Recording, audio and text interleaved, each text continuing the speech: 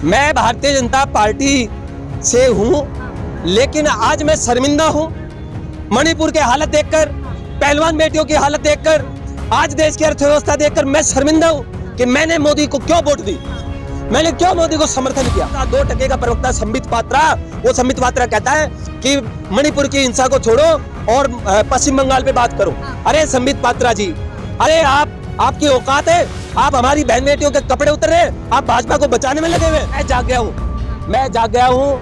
मैं आज कहता हूँ कि मैं नरेंद्र मोदी को आने वाले वर्ष 2024 में प्रधानमंत्री बनने से रोकने के लिए, चाहे मुझे पूरे भारत का भ्रमण करना पड़े, मैं करने के लिए तैयार हूँ। लेकिन आज हमें दुख है, डॉक्टर साहिब सिंह वर्मा जैसे लोग, मदन लाल खुराना जैसे लोग और अटल बिहारी वाजपेयी जैसे, अडवाणी जैसे लोगों के सपनों की बीजेपी को मोदी और अमित शाह ने आज नंगा कर दिया है। जिस तरीके से मोदी जी ने भाजपा की हालत कर दी है, अगले 70 सालों में भाजपा को कोई नाम लेने वाला नहीं बचेगा। ठीक है, मैं कांग्रेस का समर्थन नहीं कर रहा, लेकिन मैं व्यक्तिगत रूप से आज राहुल गांधी की नीतियों का, उस आदमी के संघर्ष का, उसकी मेहनत का कायल हूँ। क्या लग रहा है जिस तरीके से अब राहुल गांधी की सुनवाई 4 तारीख को, क्या कहना चाहेंगे आप? क्या सुप्रीम कोर्ट से राहुल गांधी को राहत मिलेगी? देखिए, निश्चित रूप से जैसे माननीय उच्चतम न्यायालय ने सरकार के कलिंदे बहुत बार खोल कर रख दिए हैं, चाहे वो दिल्ली का मामला हो, चाहे वो मोदी जी की पढ़ाई लिखाई का मामला हो, और अभी जैसे ताज़ा मणिपुर का मामला, सुप्रीम कोर्ट ने खुद मामले संज्ञान में लेकर जिस तरीके से आज देश को ये बता दिया कि केंद्र सरकार किस तरीके से भारत की अर्थव्यवस्था को और भारत की सामाजिक व्यवस्था को खराब कर रही है, उससे हमें पूरा भरोसा है उच्चतम न्यायालय पे कि जो राहुल गांधी जी के साथ भारत सरकार ने अन्याय किया, भाजपा सरकार ने जो कॉन्स्पिरेसी करी ताकि वो भारत का शेर उस संसद भवन में दहाड़ न सके, हमें माननीय उच्चतम न्यायालय पे पूरा भरोसा है कि वो निष्पक्ष फैसला सुनाते हुए भारत के इस शेर को न्याय देगी। और 4 अगस्त को राहुल गांधी संसद भवन में फिर इस मोदी सरकार के खिलाफ दहाड़ेगा। लेकिन सवाल तो ये भी उठ रहा है, अगर राहत नहीं मिली तो जेल हो जाएगी राहुल गांधी को। देखिए, भारत के अंदर हजारों नेताओं पर हजारों मानहानि के केस दर्ज है, लेकिन भारत के अंदर पहला एक ऐसा मामला है जिसमें मानहानि के केस में 2 साल की सजा सुनाई गई। लेकिन आप तो बीजेपी से हैं ना? मैं भारतीय जनता पार्टी से हूँ, लेकिन आज मैं शर्मिंदा हूँ। मणिपुर के हालत देखकर, पहलवान बेटियों की हालत देखकर, आज देश की अर्थव्यवस्था देखकर मैं शर्मिंदा हूँ कि मैंने मोदी को क्यों वोट दी, मैंने क्यों मोदी को समर्थन किया। 5 किलो राशन पर पूरे देश को ये कहकर दबाया जाता है कि हम तुम्हें अनाज दे रहे हैं। अरे तुम देश को दोगे? तुमको 2 बार प्रधानमंत्री बनाया इस जनता ने, आज जनता को बेरोजगार करके 5 किलो राशन की दुहाई देते हैं। आज मोदी जी ने 70,000 रोजगार दिए युवाओं को। मैडम, पूरे दुनिया में सबसे जनसंख्या में सबसे ज्यादा हमारा देश आज पूरी दुनिया में अव्वल है। वहाँ पर आप 70,000 9 साल में 70,000 रोजगार दे रहे हैं। आपने तो हर साल 2 करोड़ रोजगार की बात करी थी, उसका क्या हुआ? और सबसे बड़ी बात यह है कि जिस तरीके से राहुल गांधी के रास्ते रोके गए, आज वो भारतीय शेर जिसको जब विश्व गुरु बता रही है आरएसएस ये कह रही है कि आदमी विश्व गुरु है। अरे अटल बिहारी वाजपेयी, अडवाणी जैसे नेताओं की मेहनत खा गए तुम।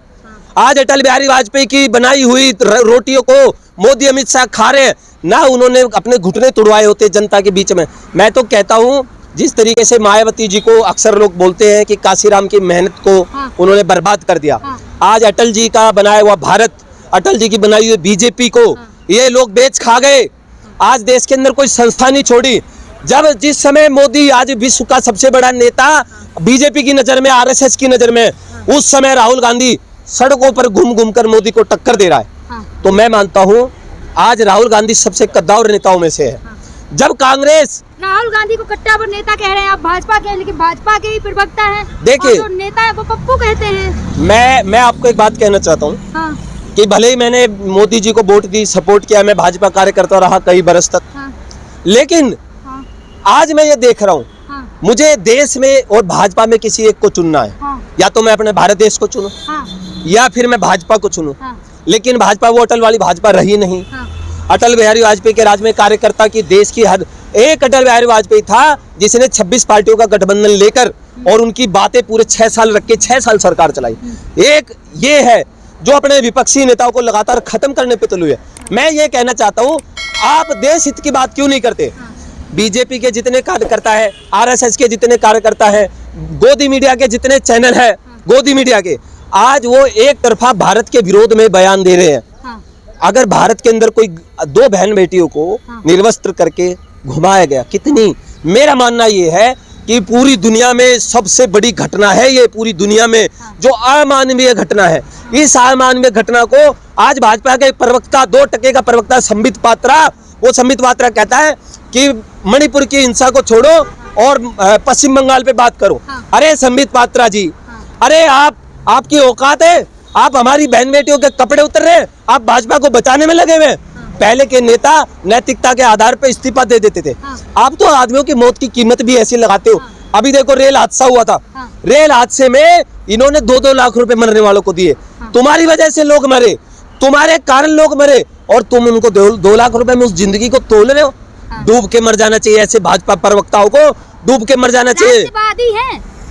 देखिए राष्ट्रवादी कौन है ये तो अब वर्ष 2024 में तय हो जाएगा, क्योंकि आप देखिए जिस समय भारत जोड़ो यात्रा चली, हालांकि मैं भारत जोड़ो यात्रा का हिस्सा नहीं रहा, लेकिन मैंने देखा सोशल मीडिया पे भारत जोड़ो यात्रा छाई हुई है, और नेशनल चैनलों पे एक भी खबर नहीं है। हाँ, नेशनल चैनलों पे एक खबर होती थी, खबर ये होती थी राहुल गांधी ने टी शर्ट बहुत महंगी पहनी है, राहुल गांधी, एक बहन बेटी राहुल गांधी के साथ चल रही, इतनी अभद्र टिप्पणियां करी कुछ गोदी मीडिया के चैनलों ने। शर्म आनी चाहिए, शर्म आनी चाहिए। आज देश जल रहा है, बहन बेटियों के कपड़े उतर रहे, और कितना गिरोगे, और कितना गिरोगे। मैं जाग गया हूँ, मैं जाग गया हूँ।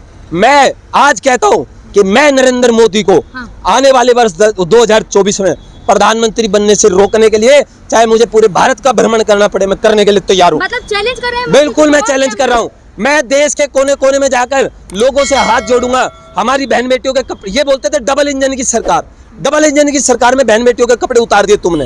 तुम डबल इंजन की सरकार में बहन बेटियों को निर्वस्त्र घुमवा रहे हो, और तुम उस पर भी राजनीति कर रहे हो। 36 सेकंड हमारा प्रधानमंत्री 36 सेकंड रोया है, वो भी कब रोया है? जब सुप्रीम कोर्ट ने कहा है कि अगर सरकारें इस मामले में कुछ नहीं करेगी तो सुप्रीम कोर्ट इस मामले में संज्ञान लेगा। मैं तो सुप्रीम कोर्ट का हाथ जोड़ के आभारी हूँ कि अगर बढ़ा रहे हैं हिंदुत्व में 36 जातियां हैं, मोदी जी मुझे बता दे किस जाति का भला करा है? एक जाति बता दे, वाल्मीकि, जाटव, खटीक, ब्राह्मण, बनिया और दूसरे, किसी एक जाति का आदमी ये कह दे कि मोदी जी ने हमारे लिए ये योजना दी है। अरे 70 साल के अंदर इस देश के अंदर कभी हिंदू मुस्लिम नहीं हुआ, एक नारा था हिंदू मुस्लिम सिख ईसाई आपस में सब भाई भाई। क्या आज हम किसी दूसरे धर्म को जलाकर खत्म कर सकते हैं? हमारे बस की बात नहीं है। क्यों आज हम एक दूसरे के दुश्मन हो गए, एक दूसरे की आंख को हम ऐसे काट के खाने को भाग रहे हैं। आज रोड पर चलता हुआ आदमी एक दूसरे से पूछता है आप कांग्रेस के हो बीजेपी के हो। आज कभी ऐसा इस देश के अंदर माहौल नहीं हुआ। अगर कोई आदमी कांग्रेस का है बीजेपी का है, वो 15 दिन तक होता था। आप बीजेपी के कार्यकर्ता है और बीजेपी से इतना खपा क्यों है? मैं देखिए, मैं शर्मिंदा हूँ, आज मैं शर्मिंदा हूँ कि मैं क्यों मोदी जी का समर्थन किया, मैंने क्यों मैंने मोदी जी को वोट दी, क्योंकि आज हमारे देश में हमारी बहन बेटियों के कपड़े उतर रहे हैं। इससे ज्यादा कोई शर्मिंदगी वाली बात नहीं हो सकती। आपसे पूछूंगी, क्या लग रहा है क्यों भाजपा की कोई महिला जो नेत्रियां वो इस मामले में क्यों चुप है? आप भाजपा के, आप ज्यादा अच्छे से जानते हैं, वहाँ की रणनीति को ज्यादा अच्छे से जानते हैं। देखिए मैडम, मैं तो उन लोगों में रहा हूँ जिस समय हमने खूब कांग्रेस का विरोध किया है। मैं कांग्रेस का सबसे बड़ा विरोधी था किसी समय में। आप मेरे दूसरे बयान उठा के देखिए, मैं राहुल गांधी जी का सबसे बड़ा विरोधी रहा हूँ। और मैं फिर कहता हूँ, मैं आज भी कहता हूँ, अगर 2024 में राहुल गांधी जी प्रधानमंत्री बनते हैं और बनने के बाद अगर सही काम नहीं करेंगे, मैं उनका भी विरोध करूंगा। प्रधानमंत्री राहुल गांधी को बनने की बात कर रहे हैं, अगर सुप्रीम कोर्ट से राहत नहीं मिली तो चुनाव लड़ नहीं पाएंगे 8 साल। मैडम निश्चित रूप से राहत मिलेगी, मैं आपको बताता हूँ, क्योंकि मैंने अभी भी बोला कि देश के अंदर हजारों नेताओं पे मानहानि के मुकदमे हैं, लेकिन राहुल गांधी को सजा क्यों? राहुल गांधी को सजा क्यों? इसका जवाब कौन देगा? और हमें माननीय उच्चतम न्यायालय पे भरोसा है। भाजपा के भी कई नेता हैं जिन पर मानहानि के केस है, लेकिन किसी को सजा नहीं मिली। आज तक के इतिहास में किसी को 2 साल की सजा नहीं हुई, मानहानि के मुकदमे में नहीं हुई। और ऐसे समय में क्यों हुई? राहुल गांधी को ही क्यों मिली, क्या लग रहा है? और ऐसे समय में हुई है मैडम जब राहुल गांधी जी अडानी का मुद्दा उठा रहे थे। भ्रष्टाचार इस देश के अंदर जो आज तक का सबसे बड़ा हुआ है, सबसे बड़ा घोटाला जो अडानी जी ने किया है। एक रिपोर्ट सार्वजनिक हुई हिंडनबर्ग की रिपोर्ट ने पूरी दुनिया में तहलका मचा दिया। राहुल गांधी जी उसको संसद भवन में लेके खड़े हो गए। ये राहुल गांधी जी को खरीद नहीं पाए, दबा नहीं पाए, डरा नहीं पाए, तो इन्होंने राहुल गांधी जी को संसद से बाहर कर दिया। लेकिन मैं एक बात कहना चाहता हूँ मैडम जी, आज आपके सामने इस चैनल के माध्यम से आज वो स्मृति ईरानी जी, आदरणीय हमारी स्मृति ईरानी जी के चुनाव, जब यहाँ दिल्ली में चुनाव प्रचार में आती थी तो मैं खुद स्मृति ईरानी जी की अगुवाई करने जाता था। अनुराग ठाकुर जी जिस समय मंत्री नहीं बने थे, हमने अपनी चप्पलें तोड़ दी अनुराग ठाकुर जी की कोठियों पे, रास्ते उनके दरवाजे पे जा जाके। हम वो लोग हैं जिन्होंने डॉक्टर साहिब सिंह वर्मा जी के साथ मिलके इस दिल्ली के अंदर भाजपा को खड़ा किया था। लेकिन आज हमें दुख है, डॉक्टर साहिब सिंह वर्मा जैसे लोग, मदन लाल खुराना जैसे लोग और अटल बिहारी वाजपेयी जैसे, अडवाणी जैसे लोगों के सपनों की बीजेपी को मोदी और अमित शाह ने आज नंगा कर दिया है। आज उस भाजपा को ये समझ लीजिए आप कि इन लोगों ने उस विचारधारा को खत्म करके भाजपा को प्राइवेट लिमिटेड बना दिया। आज देखिए, आज अडवाणी जी की क्या हालत कर दी। वो गुरु है इनके, वो गुरु थे। अरे जो अपने गुरु का नहीं हुआ किसका होएगा, जो अपने गुरु का नहीं हुआ। देखिए जी, अडवाणी जी तो इसलिए चुप है क्योंकि वो संस्कारी आदमी है, वो नहीं चाहते भारतीय जनता पार्टी में फूट पड़े। लेकिन आज आप देखिए कि पूरे मीडिया चैनल में कहीं भी अडवाणी जी को बीजेपी कभी भी सार्वजनिक रूप से नहीं लाती। लेकिन मैं आपके सामने कहता हूं, आज स्मृति ईरानी जी, वो स्मृति ईरानी जी जो महिलाओं के मुद्दे पे पूरे विश्व के अंदर गांधी परिवार को कोसती थी। आज मैं कहता हूं माननीय, हाँ मैं खुद कह रहा हूं कि मैं उस दल में शामिल रहा हूं। लेकिन आज मैं शर्मिंदा हूं कि मैं ऐसे लोगों के साथ रहा। आज स्मृति ईरानी जी के मुंह पे टेप लगी हुई है। आज स्मृति ईरानी जी से सिर्फ मात्र एक ट्वीट होता है और वो ट्वीट में भी राजनीति होती है पूरी तरीके से। अभी राजस्थान के मुद्दे पे इन्होंने बात करी कि मणिपुर में हुआ, राजस्थान में हुआ। राजस्थान में जो लोग पकड़े गए रेप केस में, एबीवीपी के कार्यकर्ता निकले, उसके बाद भाजपा कार्यकर्ता कोई प्रवक्ता नहीं बोला। चलिए, आप भाजपा के हैं, आपसे एक अहम सवाल पूछूंगी।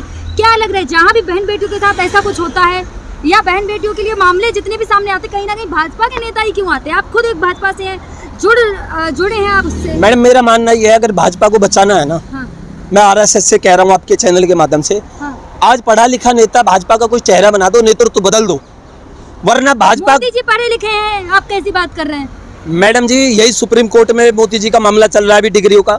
राहुल गांधी जी के मामले के बाद साबित हो जाएगा कि वो कितने पढ़े लिखे हैं। ये सुप्रीम कोर्ट, माननीय उच्चतम न्यायालय ये तय कर देगा। लेकिन आप खुद भाजपा से और डिग्री पे सवाल खड़ा कर रहे हैं मोदी जी की। आप देखिए मैडम, मैं कहता हूँ, जब आज राहुल गांधी की जांच हो रही है, आज विपक्ष के हर नेता की जांच हो रही है, मैं देशभक्त पहले हूँ, मैं देश की सोचता हूँ, तो क्यों ना सत्ता में बैठे हुए लोगों की भी जांच हो जाए। मतलब मोदी जी की डिग्री की जांच कराएंगे आप? बिल्कुल होनी चाहिए मैडम। क्या लग रहा है आपको, डिग्री असली है या फिर फर्जी है? मैडम, ये तो जांच का विषय है और वैसे उच्चतम न्यायालय में भी मामला चल रहा है। पहली बात। दूसरी बात, मैं भाजपा से हूँ, लेकिन मैं उस भाजपा से था जो भाजपा अटल बिहारी वाजपेयी जी की बनाई हुई थी, जो सबको साथ लेके चलती थी, जो भाजपा सर्वधर्म सर्व समाज की बात करती थी। आज इस भाजपा से नहीं हूँ जो भाजपा अपनी बहन बेटियों के कपड़े उतरने दे रही है, जो अपने राज्यों को जलने दे रही है। आप इतना आज मैं शर्मिंदा हूँ कि ऐसी भाजपा सरकार का मैंने किसी समय में क्यों प्रचार किया। आज मणिपुर जल रहा है, देश विदेश की यात्राओं में। भाजपा से इतना भावुक क्यों हो रहे हैं? मोदी जी का दिल भर गया और आप भी भावुक हो रहे हैं। मैडम जी देखिए, क्योंकि आज भाजपा के साथ साथ देश भी गर्त में जा रहा है। भाजपा की नीतियों के कारण बेरोजगार, हिंसा, धर्म के नाम पे मारना, काटना, लोगों को जो लोग आवाज जो इंसान आवाज उठाते हैं उसे देशद्रोही बता दिया जाता है। आज एक अकेला विपक्ष में राहुल गांधी एक ऐसा नेता है जो देश हित की बात कर रहा है। चलिए, लास्ट वीडियो में आप जो अंधभक्त है उनके लिए क्या कहना चाहेंगे? मैडम देखिए, अंधभक्तों का इलाज तो सुप्रीम कोर्ट करने वाला है 4 अगस्त को। उनका इलाज सुप्रीम उच्चतम न्यायालय कर देगा, हम विश्वास से कह रहे हैं। लेकिन वो ये लोग समझ ले कि आने वाले समय में जिस तरीके से मोदी जी ने भाजपा की हालत कर दी है, अगले 70 सालों में भाजपा को कोई नाम लेने वाला नहीं बचेगा। ठीक है, धन्यवाद। मैं कांग्रेस का समर्थन नहीं कर रहा, लेकिन मैं व्यक्तिगत रूप से आज राहुल गांधी की नीतियों का, उस आदमी के संघर्ष का, उसकी मेहनत का कायल हूँ।